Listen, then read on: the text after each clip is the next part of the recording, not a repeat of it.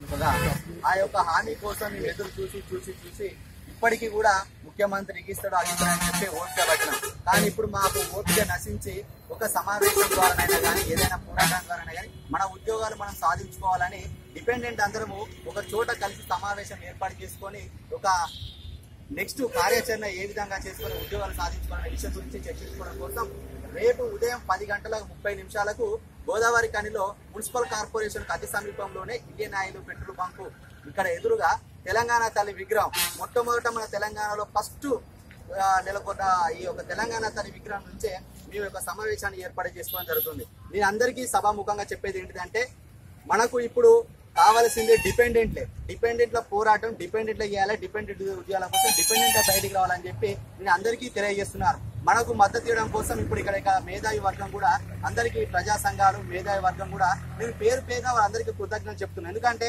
మన యొక్క బాధను అర్థం చేసుకుని వాళ్ళు ఇంత దూరం వచ్చి ఇప్పుడు ఎండలో కూడా మన కోసం వచ్చి వాళ్ళు మాట్లాడి వాళ్ళ యొక్క అమూల్యమైన సలహాలు సూచనలు ఇచ్చారు. వాళ్ళందరికీ నేను పేరున ధన్యవాదాలు చెప్తూ నేను ఎంతో వాళ్ళకు రుణపడి ఉన్నా అని చెప్తున్నాను. ఎందుకంటే మనకి ఈ సమావేశానికి కావాల్సిన ఏర్పాట్లు కూడా వాళ్ళు చేస్తున్నందుకు నాకు చాలా సంతోషంగా ఉంది. వాళ్ళకు పేరున నేను ధన్యవాదాలు చెప్తున్నాను. అదేవిధంగా మన డిపెండెంట్ సోదరు కూడా భారీ సంఖ్యలో హాజరై ఈ యొక్క సమావేశానికి హాజరైతే మన సమస్యలు పరిష్కరించుకోవడం జరుగుతుంది.